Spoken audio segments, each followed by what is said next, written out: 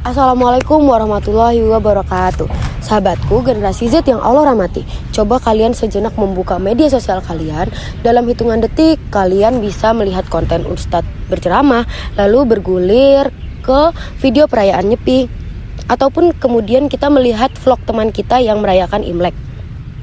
Dunia digital merupakan miniatur Indonesia yang terlihat sangat beragam. Namun, di balik kemudahan ini, algoritma media sosial sering menjebak kita dalam ruang gema, yaitu melihat atau mendengar suara yang sama, lalu percaya bahwa di luar sana semua kelompok itu salah, kecuali orang-orang kita.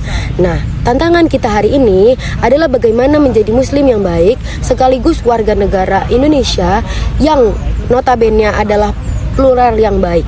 Nah, pembahasan pertama, kita harus yang namanya toleransi aktif, bukan sekedar pasif. Selama ini kita sering salah paham tentang toleransi. Banyak yang mengartikannya sekedar membiarkan orang lain berbeda.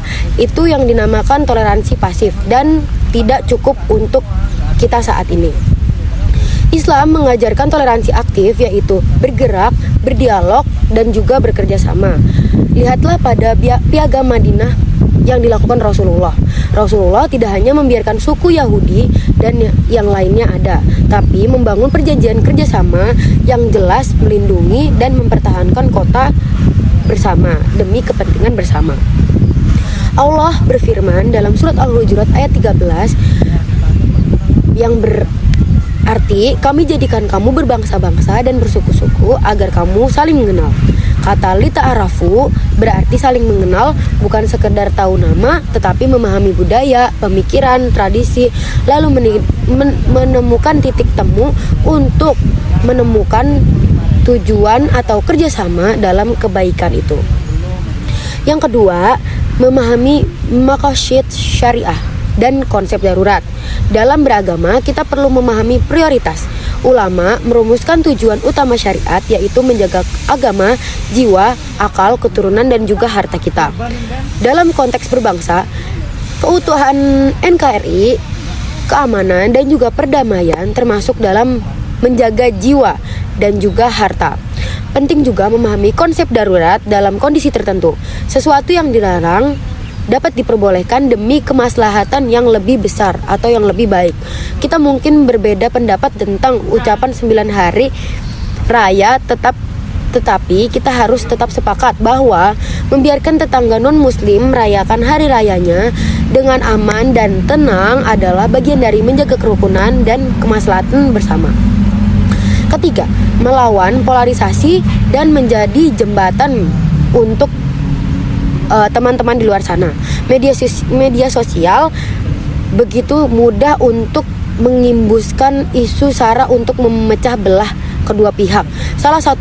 Misalnya satu video pendek dapat membuat satu kelompok marah pada kelompok lain. Gen Z memiliki peran strategis sebagai jembatan, bukan bagian dari masalah. Saat isu sensitif muncul, jangan menyebarkan kebencian atau membagikan konten yang provokatif tanpa klarifikasi atau tanpa bukti yang benar. Jadilah penenang dan pengajak dialog. Rasulullah adalah juru damai yang diberikan gelar Al-Amin. Allah berfirman dalam surat Al-Maidah ayat 8, janganlah kebencianmu terhadap sesuatu kaum mendorongmu tidak adil. Berlaku adillah karena adil lebih dekat kepada takwa. Bahkan kepada pihak yang kita benci sekalipun, kita tidak diperintahkan untuk berlaku adil. Kita harus adil maksudnya. Penutup terakhir, Indonesia adalah rumah kita bersama. Banyak kamar dekorasi berbeda tetapi berada dalam satu atap yang sama, yaitu Pancasila dan NKRI. Menjadi muslim yang baik tidak berarti harus memusuhi mereka yang berbeda keyakinan dengan kita. Islam mengajarkan rahmatan lil alamin. Mari kita bangun toleransi aktif, jadikan perbedaan bukan menjadi suatu kelemahan, tetapi jadi menjadi satu kekuatan, bukan alasan untuk bermusuhan. Jadilah generasi perajut, bukan perobek, pemersatu, bukan pemecah. Mari kita doakan negeri ini. Ya Allah, berkahilah Indonesia, lindungilah persatuannya, dan jadikanlah kami pembawa kedamaian dan kebenaran. Sekian yang bisa saya sampaikan. Mohon maaf bila ada kesalahan kata ataupun informasi yang kurang jelas. Wassalamualaikum warahmatullahi wabarakatuh.